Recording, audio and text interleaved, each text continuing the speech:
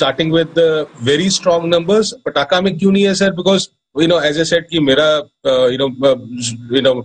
I always see कि पटाखा वही हो जिसमें सेल्स में बहुत ज्यादा जंप हो. Because अगर जून क्वार्टर में किसी कंपनी ने सेल्स में बहुत बड़ी ग्रोथ की है, I think that clearly stands out. But बहुत स्ट्रॉन्ग या वेरी स्ट्रॉन्ग नंबर्स में पॉलीप्लेक्स कॉर्पोरेशन है सर, उसके नंबर्स अच्छे आए थे, बहुत अच्छे आए थे. सेल्स 4% ऊपर थी. Of course stock sir almost double हो चुका है मार्च के लो से.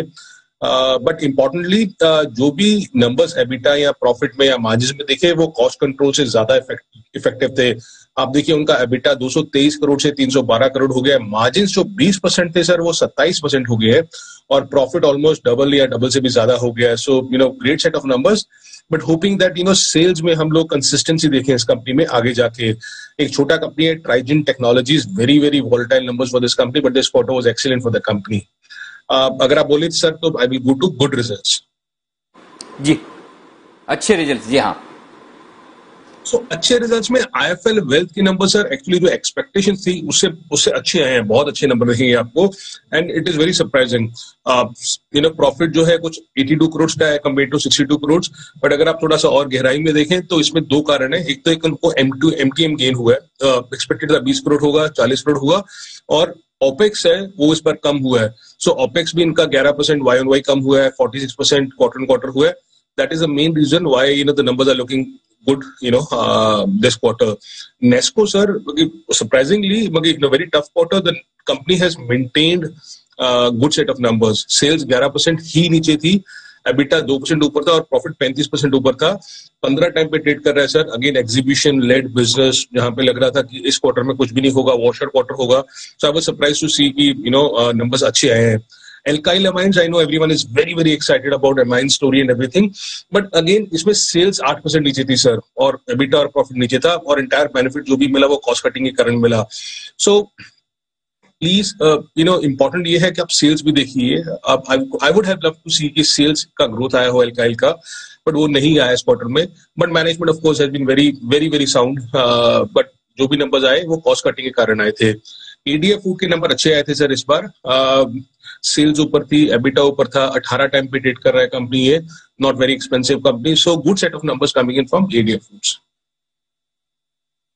ओके, और कमजोर नतीजे उनकी लिस्ट बताइए. तो सर फिनोलेक्स केबल्स के कमजोर नतीजे थे क्लियरली. सेल्स, एबिटा, प्रॉफिट नीचे था, बट अगेन ये 12 टाइम पे ट्रेड कर रहा है कंपनी, को महंगा कंपनी नहीं है. लेट्स सी कि how the market takes it from now on, because people were expecting कि नंबर्स खराब ही आएंगे. मोस्ट ऑफ द कंपनीज जो हैवी इंजीनियरिंग की तरफ है, जैसे एलजी इक्विपमेंट्स, उसके नंबर भी खराब आए थे sir. The issue with LG is that it's very very expensive stock. Sales 40% नीचे थी, EBITDA 80% नीचे था, net loss versus a profit report किया. और सर ये 90 टाइम्स प्राइस अर्निंग रेशियो पे ट्रेड करता है, 5 times price to book ratio पे ट्रेड करता है. सो जैसे मैंने फिनोलेक्स बोला तो वो 12 टाइम पे ट्रेड करता है, तो फिर भी ऐसा हो सकता है कि कहीं ना कहीं बाहर आ जाए इस कंपनी में. आई don't know about LG equipments, why so expensive. KSB pumps, everyone is very excited about the agri story. Numbers were not great, they were weak. EBITDA 57% नीचे था, प्रॉफिट 70% नीचे था. इसके विपरीत एक कंपनी है, छोटी कंपनी है WPIL, वर्थिंगटन, जिसको बोलते हैं, उसके नंबर्स फिर भी अच्छे आए थे. तो केएसबी 20 टाइम पे ट्रेड करता है, नंबर खराब थे. Voltamp transformers, so again heavy engineering power related companies के नंबर्स अच्छे नहीं आ रहे हैं. This was a weak quarter for Voltamp. 11% margin से 4% मार्जिन रह चुका है, लेकिन अगेन ये सस्ता स्टॉक है, अभी भी 12 टाइम पे ट्रेड करता है. As a disclosure, we hold this company in our PMS. Again मैं बोलता रहता हूँ सर कि हर एक कंपनी, केमिकल कंपनी को ये मत कीजिए कि एक ही ब्रश से पेंट कीजिए. क्लेरेंट केमिकल्स के नंबर वीक थे इस बार.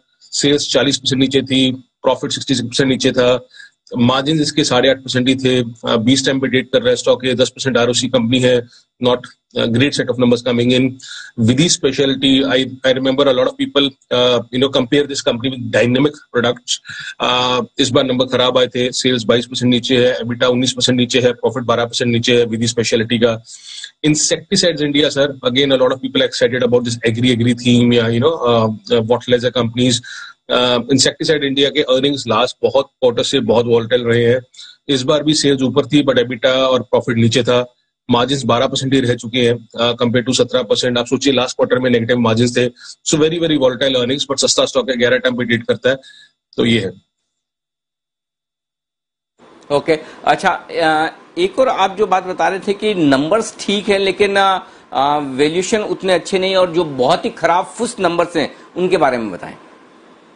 सर मैं एक कंपनी का एग्जांपल लेना चाहूंगा, because you have a lot of power, your channel has a lot of power. तो कई कंपनीज में लोग बहुत एक्साइटेड हो जाते हैं, और अभी मिड कैप स्मॉल कैप का टाइम चल रहा है। आई वुड रिक्वेस्ट कि please don't get excited without reading balance sheet into detail, या थोड़ा बहुत पढ़ लीजिए। जैसे एक कंपनी है sir, best agro life. I know everyone is so excited about numbers, की नंबर्स इतने अच्छे आए हैं। 650 करोड़ का मार्केट कैप है सर उस कंपनी का। स्टॉक ऑलरेडी 200 का, 175 का, 800 हो चुका है। सेल्स, एबिटा, प्रॉफिट देखेंगे बहुत अच्छा आया था सर इस बार। 5 करोड़ के सामने 16 करोड़ का प्रॉफिट आया था। बट सर ये ट्रेडिंग कंपनी है, प्योर ट्रेडिंग कंपनी है, तो सेल से मतलब नहीं है। आरओसी 1% है सर। प्रमोटर होल्डिंग मार्च तक 5% था। I don't know what happened in June, वो सडनली 38% हो चुका। डेटर्स डे 200 दिन से ऊपर है। और सर अगर आप ट्रैक रिकॉर्ड देखेंगे इसका, मार्च 2010 से लेकर 2016 तक कोई भी सेल्स नहीं थी कंपनी की। There was no sales in this company.